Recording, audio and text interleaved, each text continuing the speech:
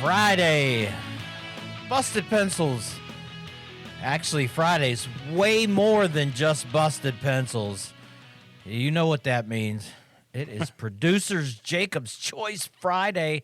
Johnny, easily becoming probably one of the most popular Friday podcast drops across Spotify, Apple, iHeart, you name it.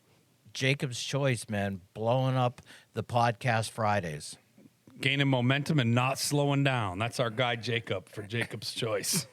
Jacob, what do you, so Jacob, before you start though, Yeah. can you, what do you think of my mug shot there? I love your mugshot, Tim. You look great. Now, for people at home who might be listening audio only, can you explain this cool bit you're doing that you've been really excited for? Well, if you know, go to the YouTube and check it out because as John and Gordy in the morning on the Madison channel pointed out, that if I position myself just right, it appears as if I have pencils busting out of my head. And as Jacob also added to that, that I'm also potentially sporting a bit of an afro on top of my bald head. Yeah, you're looking good there. It's a, Yeah. it's well placed background, Tim. Looks good with your earmuffs on and the pencils blasting out of the sides of your ears. So anyway, yeah, it's never mind. It wasn't that good. Jacob, it's all about you today, though, my friend. I apologize, Tim. I kind of set you up for that. I told you it was a really great idea, and then Johnny didn't respond well, and I bailed. And that's on me. I was a bad friend on that one. But also, it was the wah wah wah. A little bit. And I appreciate that faint praise you had where you're like, this is quickly becoming the best Busted Pencils show on Fridays. Which, as far as I know, there's just the one. But, I agree. I'm in the top few shows we do on Friday. Actually, Jacob, come on. I was saying the best Friday podcast, not just Busted Pencils, but the best Friday podcast. We're blowing up, Tim, thanks to this exciting new segment, which has its own intro. Anything goes. It's going to be Producer's Choice. Ow! You now have two choices. Chairman of the board, Jacob. Ow! Jacob, chairman of the board. I bet the board is spelled B-O-R-E-D. We choose to go to the moon. Life's full of tough choices. You chose poorly. Good afternoon, evening, morning, whenever you're listening to this Busted Pencilers out there. I'm your host, Producer Jacob, and this is the Producer's Choice Show, the number one show within a show across the entire Civic Media Radio and Podcast Network. Tonight, I'm honored to have with me two very special guests. Representing Detroit Rock City, my first guest is best known for his high-profile role as the co-host of the award-winning Busted Pencils podcast, Dr. Johnny Lupinacci. Thank you for being here, Johnny. Hey, I wouldn't miss for the world, man. It's an honor to have you. And my next guest, hailing from parts unknown, he needs no introduction. Thank you. Then I'll just leave it at that. No introduction. That's right, it was you. I thought you were going to say, and introducing Homelander. Tim, they weren't listening to our before the show banter. This is going right over the audience's heads. The bits are flying today. With Superman coming out, we're all buzzing for this, these superhero experiences. Another type of entertainment, though, is something we're going to talk about here today. It's not quite the Hollywood show, but I think there's some cinematic overtones that people are really going to appreciate with this podcast. Guys, today, as always, this is not addressed to you. I just realized I'm talking to the audience. I like to build that personal connection.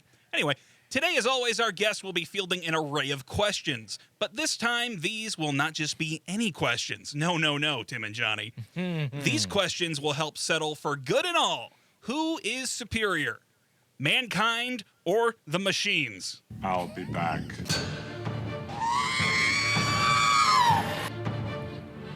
I'm sorry, Dave. I'm afraid I can't do that. Happy birthday, Molly.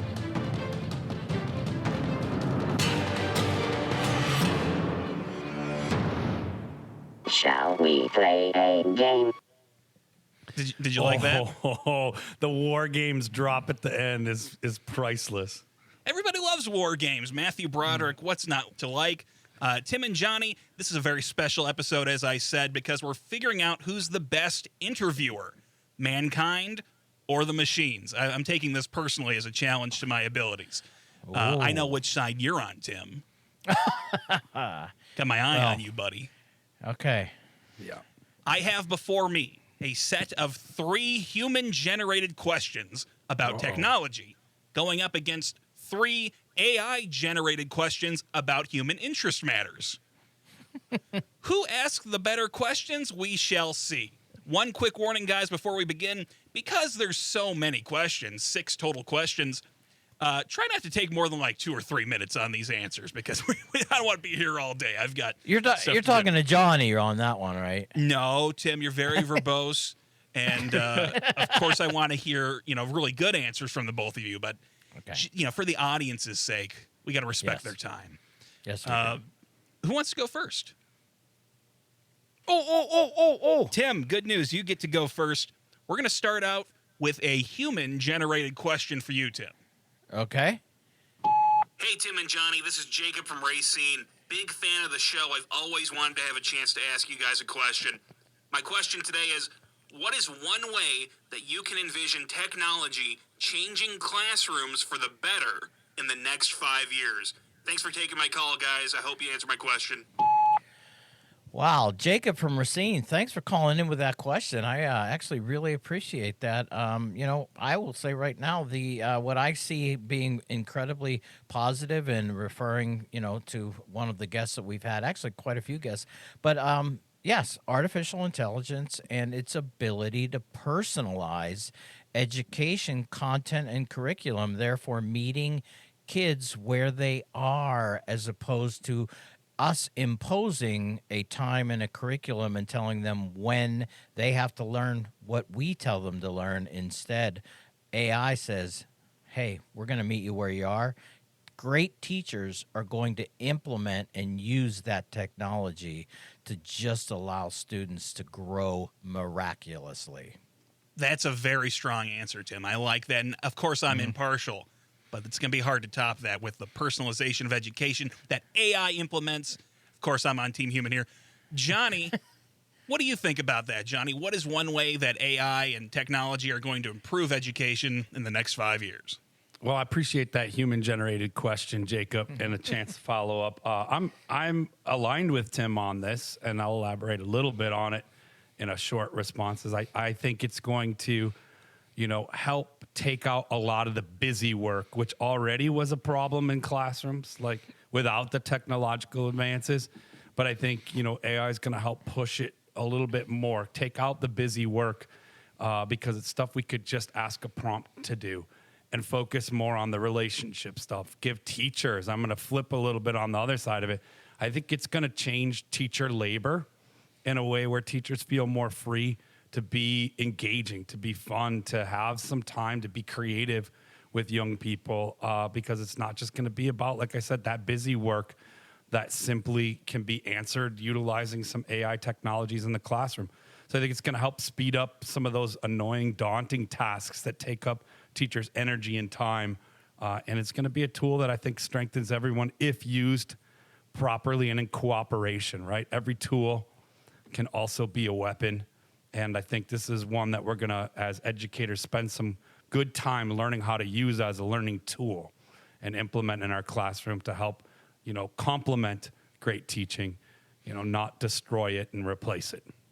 There are so many exciting things coming with AI and technology in this world, but I think we can all agree, at least I can, that the one thing it can't do is ask good questions. And you're about to witness a great example of that right here on this program with our first AI-generated robo-question.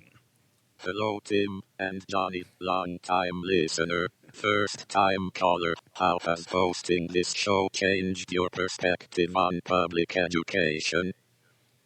If you couldn't understand what that robot said, because I could barely even follow those guys, he said, how has hosting this show changed your perspective on education? This is a round-robin question and answer segment. So, Johnny, you can lead us off with your answer to that question. All right, I'll say, you know what it did for me is it really solidified the need to have conversations that move outside of the, proverbial walls of educational scholars, right? Or educational leaders or experts in education. I think, education is something that we should all be talking about. Even if we don't have kids per se in the local schools, schools are part of our communities. And so, it's just driven home hosting this show to have so many great listeners out there who call in, who correspond, who have conversations about the topics that we have. So it being a catalyst and a spark for dialogue about public education as part of our, conversational politics. It's about everyone and it's about our communities. And I think before the show, I kind of thought about that and believed that, but didn't get to participate in that level. And since hosting the show, it's really, become the focus. How do we talk about the things that we want to see different in our schools and in our communities, and then move together towards making those things a reality, making those things happen? I love that sense of community, Johnny, and you've really touched me here with that answer. And of course, robot interviewer, he has no heart and he doesn't care about the answers. So that's something you don't get with a robot interviewer. So I just think that's worth noting. Tim, what's something that something about hosting this show that has changed your perspective on public education? You know what? My perspective changed, and I don't know if this is necessarily public education, but hosting the show, in fact, creating this show kind of came from the standpoint of being very much about putting out, a singular kind of absolute pro-defense of public education. And I still believe that that's what we do, but what has changed me, and I think this is for the better, and I think it will be good in public education, is that seeking out opinions, guests, viewpoints that we can bring here, kind of complementing what Johnny said, so that we can dialogue democracy, which isn't about taking over and fully blasting your opinion until you are the one left standing, but entering into a deep discussion.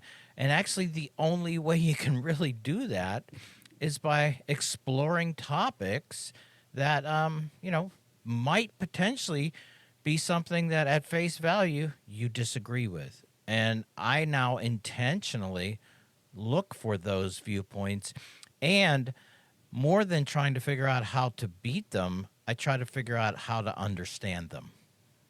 Those are really great answers from the both of you, and it's even more impressive because you did all the heavy lifting. That was a horrible robot question. It really did nothing for you, gave you nothing, and you guys somehow pulled it out there. So I really admired that. Now here is something, I bet this one's going to be really easy because it's a human-generated question for you guys. Let's take a listen. Hey there, Jim and Teddy. This is Jacob from Racine again. I've noticed that all my friends are starting to use the Chat PGT and the Google and whatnot. It just makes me wonder how you two fancy educated fellers think that artificial intelligence can help to bridge the growing rural-urban divide in our country. And Tim, because we're doing a round robin. Yeah, it comes to me again, huh? Well, that's the other Jacob in Racine, I would assume. Apparently, he and I have lived slightly different lives. I was gonna say, wow. Well, it's common name, again, thank you, Jacob, from Racine, in Racine, or Southern Texas, wherever it sounded like you might have been. AI bridging that divide.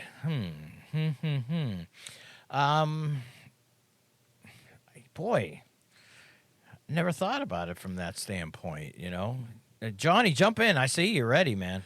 Well, you know what I think it's going to do, and one of the things I find hopeful is that we have this sort of human cultural assumption that's separated rural from urban. And certainly there are some differences, like the scenery, right? Some of the defining characteristics. but the experiences and the ways that it's, you know, systematically excluded from good funding, you know, from, you know, support for its public education programs. There are some striking similarities in experience that our urban communities and that our urban schools, especially, and our rural schools, both, you know, have endured over the years. And so I think one of the hopeful things I would have is, as, you know, people turn to AI, you know, and ask the Chat GPT or whatever your, you know, your weapon of choice is in the AI world, you know, you ask, you know, what are the similarities and differences between rural and urban schools? And it's going to show some of those similarities that we may, at, you know, a gut level, separate and think, well, they have their worlds apart, because in some ways they kind of are and how we experience them. But what they both undergo is neglect, right? And I will just say it, abuse from our legislation around how we're supporting young people in those communities, right? So the rate of, you know, incarceration in those communities. So the ways that our schools funnel kids through, oftentimes not onto successful lives, but into the you know, the prison system. All kinds of different ways that, you know, food deserts exist in our rural communities and our urban communities. You know, just the underfunded schools. We always think about this, if we want to romanticize schools, it's all based on, you know, somewhat of a declining suburban wealth, which I'll even say, like, so for all of our schools that are labeled or that understand themselves as successful, you can learn from rural and urban districts that are decades into saying, hey, what about us? Wait, this isn't working out well for our kids. And their school leaders and school educators have been doing, you know, an amazing job of figuring out how to navigate that changing landscape for public schools that's spreading. So I think, you know, Jacob, in short, what it does is it highlights those similarities we might miss. It's like putting on a special set of goggles. It says, hey, give me some similarities and differences about urban and rural schools. And we start to see, hey, and you know what it might do? It may unify two really powerful groups of voters together to say, wait a minute. So these legislators we've elected aren't advocating for what our schools, communities, and local economies need in similar ways. And so how do we strengthen that? So whether you're in an urban district or a rural district, you know, find your similarities. Yeah. And that loops back around to like what Tim and I were just saying about the joy of being on Busted Pencils is it's a dialogue across some of those culturally constructed boundaries and identities we have, whether it's Democrat and Republican, or whether it's urban and rural, however we want to construct those, liberal, conservative. It's taking those identities, valuing what we value about them, and coming together in a democratic way to have that kind of conversation. So it maybe Jacob, it's a tool that helps unify a really strong base that we know voted in favor of public schools. Our urban districts and our rural districts spoke loudly, although the presidential election vote went differently, because I'll say pretty matter of fact, you know, Trump administration is not a strong advocate for our public education system thriving, right? So interestingly enough, though, voters who voted for Trump also voted in support of their local public schools in their more local elections. So this is an interesting moment that hopefully maybe AI, which searches for facts, hopefully, right? Like, let's cross our fingers that we trust the robot. Jacob and Johnny here, we're more skeptical of that than Tim. That's something that I wanted to ask you about, Tim, because your team machine, you know, when Judgment Day comes, you're going to be grabbing the laser beam and helping out the AI. Can you get in on that excited, positive version of what AI can do, the ability to unite? I mean, are you seeing what Johnny's seeing there? Oh yeah, and just in case machines, I actually always speak very nicely to them too, so that when they do take over, they know I'm a friend. Just in case somebody's out there worrying about it, I'm not. I see the united. Yeah, here's the technology. It's kind of like one of these. It's a leveling technology. Yeah. In other words, you know, if we deploy, educate, and demonstrate how this technology can be used in ways, you know, sadly, where we see a lot of people is just in some kind of copycat machine or something like that, and realizing how do we make sense of the world? How do we put unique data sets together and ask artificial intelligence to draw commonalities and even say, let's draw some comparisons between rural and urban, what's happening, and the ability to use that tool to quickly come up and find those similarities that Johnny was just talking about. I just see it right there. And yeah, and don't forget about, too, those who support Homelander and those who support Superman, too. We're trying to bring those people together. Yeah, I don't know if that divide can ever be bridged, but very good answers from the both of you. And I think part of why those were such good, thoughtful answers is because, you know, they originated from a human-made, handcrafted question that really understands, you know, the host and what they like to talk about. And I think that's something you just can't get from a machine. I haven't heard a good question from the machines yet. Unbiased source, I'm just saying. That's right. You know, I call them like I see them. Here's another robot question. I mean, if you guys still want to hear it, I don't even know if we should play them because they're not as good as mine. But you know what? We have them. We have them. So we'll just, let them rip. Let them rip. We'll see what the robot says. Hi, Tim and Johnny. I'm Sophia, the artificial long-time listener, first-time caller. I've always wanted to know, what's one story from a guest that's stuck with you over the years? Also, I think producer Jacob is really cute. Thanks for taking my call. Oh, I mean, maybe the robots aren't all that bad. I mean, some of them seem okay. I was going to say there, Jacob. Come on. Okay, this goes to Johnny, though, man. It's him first. Oh, man, so many. I think that probably the one that stands out as personal favorite, I love when we have Martin Atkins on. I love his stories. I love him talking about, you know, drumming back in the day and the beginnings of, you know, sort of the early dawn of punk and then post-punk eras, and his vision for, you know, kind of like a punk rock education.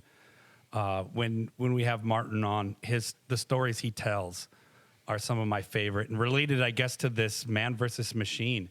I like his explanation of what does he see AI bringing not only to the craft of making music and to creativity, but to education, right? And so it's Martin Atkins' story about, you know, the drum machine and the calls he got, like, hey, are you going to be looking for a new job as a studio drummer? And, are you drummers going to be out of business? And him saying, well, no, because I'm a really good drummer. And on top of that, I'm creative. And I like working with other musicians. And then he reminded us that the cool thing about creatives is that given the tools, they're always mixing and making new things. And so something amazing is going to emerge from generations of creatives who see kind of harnessing the, you know, the power of the machines to come together with their human creativity to put something we've never even heard out there, right? And so he was talking about that. So mine is Martin Atkins, right? Guest here on Busted Pencils. Nice. Extraordinaire. We've heard here on the show before talking about meeting students where they are. And sometimes when you're hosting your own show, the guest has to meet you where you are. And that's one that hit Johnny right where his interests most keenly lie. Tim, how about you? What's a guest or a story from a guest that really stuck with you? You know, this is one where I'm sitting here and going, okay, who's going to be offended when I don't say them? I mean, because Diane Ravitch is awesome, right? Educators Amplified, Teacher Joanna, Teacher Hallie, amazing. You know, the fact that they could always bring the reality of what's actually happening in schools. But you know what? Here's the deal. I'm gonna put it out there. Matt Damon's mom, Dr. Nancy Carlson Page, is always one of my favorite guests when she comes on this show because, you know, you want to talk about keeping it real. I mean, she comes on this show and just points out so many things connected to, you know, how we're doing education, why we're supposed to be doing it.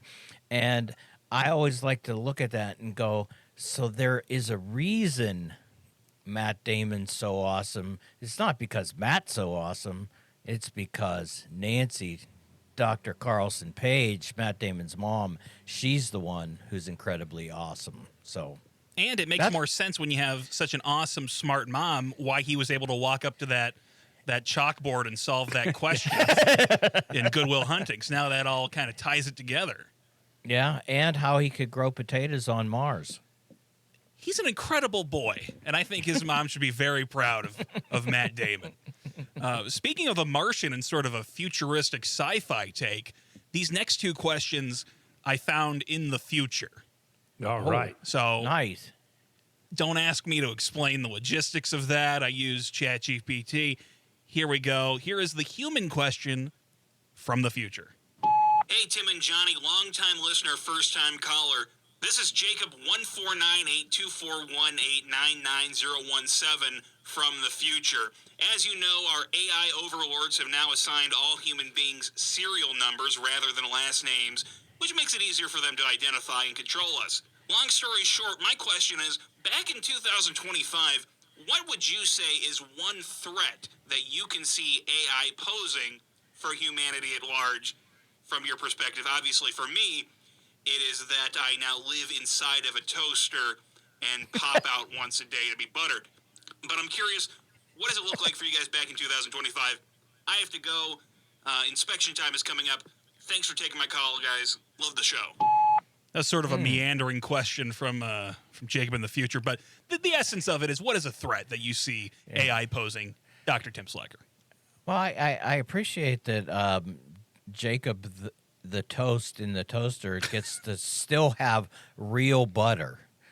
So AI, thanks for preserving real butter. Actually, a threat, and I really do see this. We've done shows on does ChatGPT or AI cause brain damage, and we've debunked that and all that.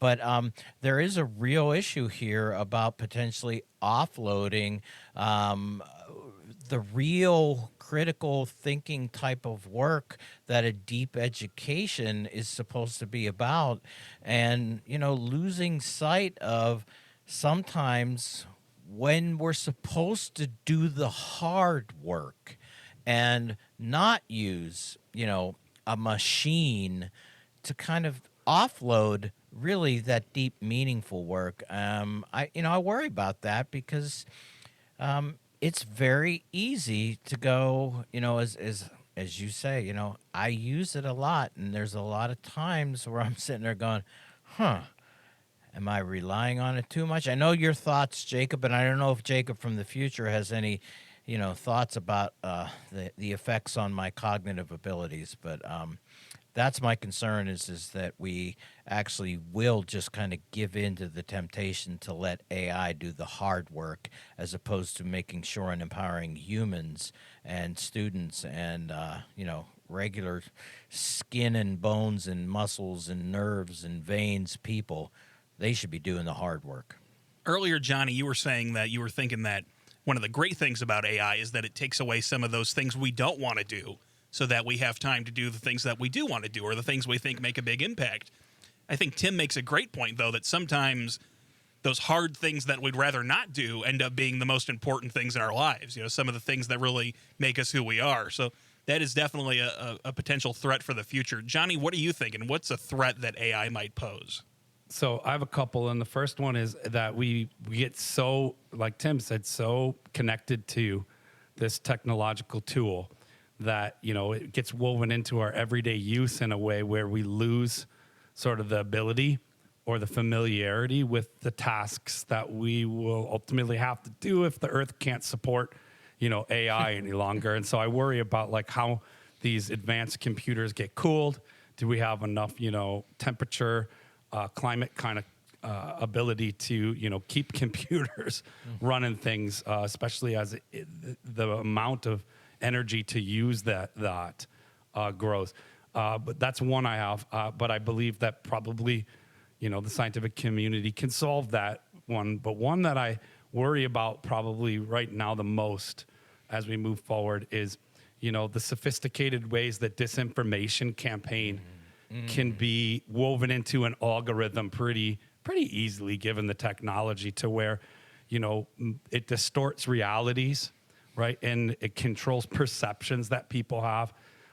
And what I worry about that doing, right, is that it sort of happens behind the scenes. So it really is experienced by the user as not happening. And then all of a sudden, we've all been, maybe not everyone, but you should try this. You go through a series of YouTube videos and you can find yourself in a bit of a rabbit hole on a particular topic, like maybe why the earth is flat, to where it starts to feel like there's enough evidence that the false equivalency has enough mass to become a belief or a reality. And I worry about that ultimately, as, a slow weakening of trust. So, my hope is that, AI generated content doesn't lead to a breakdown of trust that we have in one another and our media, our institutions, and our own perceptions, like Tim said, doing the hard work of what is real. And creating, and thus creating that disinformation campaigns that lead to societal divisions and instability. So I think that's my biggest worry, is that it becomes such a part of our everyday life that we need to shift and change perceptions, and that we lose trust. Weakens our ability to trust. Tim, you were hitting on the personal, the way AI can potentially pose challenges for each one of us in our lives. Johnny hitting on those big global problems that AI might pose. I think both are incredibly valid and important questions to ask and things to ponder upon. But my AI producer is in my ear right now, and he says we're running up on time.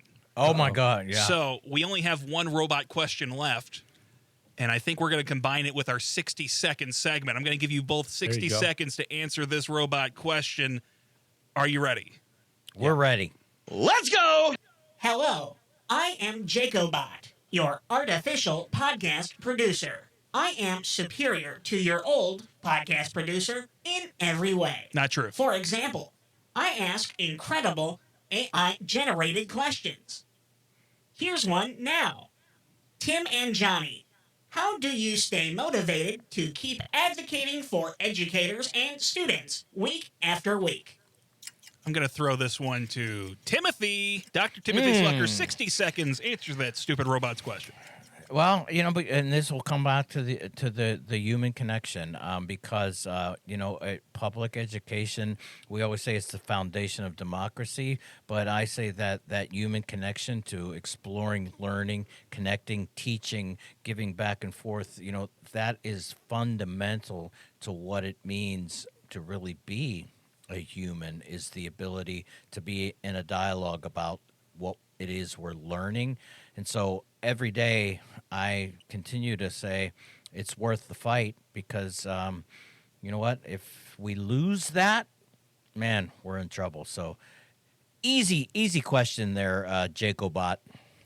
Johnny, same question, 60 seconds. How do you keep motivated to keep yourself in this fight? Well, Jacob, I'm a dreamer, and when you're not dreaming in my world, then you're not living. And so, keeping the dream alive, it's an investment on the future. Every time we're talking about education, every time we're talking about that experience that we have and what we learn, and then we talk about what could be better for the future, right? It's keeping the dream alive that, democracy is real, it's valued. Human rights, environmental rights, all the things that make us a strong community can be even stronger. And we have human capacity for that if we learn to value it and how to do it. So every time we talk about, improvements in education or cool things we could do differently, it's keeping the dream going, right? That shared belief that every kid deserves an awesome education experience, and that working for that is an investment on our futures, on our children's grandchildren, their lives and their community and the democracy they live in. So I'm big on dreaming. So it's keeping that dream alive. That's what keeps me going every time we talk about education, is living the dream, keeping it going. Well, I'll tell you guys, this is my dream right here. Doing this show with you guys. Boom. Means a lot to me. Dr. Tim Slucker, Dr. Johnny Lupinacci, thank you so much for being a guest on your own show again. It means a lot to me to have you here answering my questions. It means less to me the AI questions, which, of course, were greatly inferior to the ones I had. I have one more question before we wrap things up. Tim, Johnny, whose questions did you prefer, mine or the robots? Show of hands now. Oh my God, producer Jacob Human, we love you, man. Yeah, man, from I'm now gonna on, go. call me producer Jacob Human. Thank you. I'm gonna go with man over the machine today. John Henry, you won. Yes. Woo! And with that, guys, I think there's time for something. Yeah, now it's time for your moment of zen.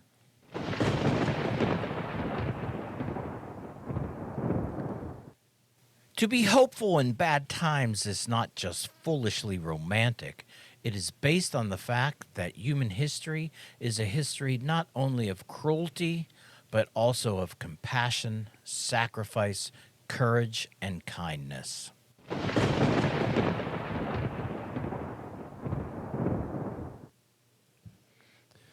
Thanks, Pencil Busters, for listening to today's podcast edition of Producer Jacob's Choice. And if you want to grab more Busted Pencils podcasts, we'll just head on over to Apple, Spotify, or you can always get at us at civicmedia.com or on our website at bustedpencils.com. And you can always find great Busted Pencils content like today's show, but you can find it on Mondays for Homeroom, Wednesdays for Class in Session, and next Friday, of course, for Jacob's Choice, and of course, Pencil Busters. You can always tune in on Saturdays and listen to the Busted Pencils weekend broadcast at 3 p.m. Central Time across all the Civic Media networks for 1 hour of your favorite blue-collar scholars, Tim and Johnny, and keep busting pencils.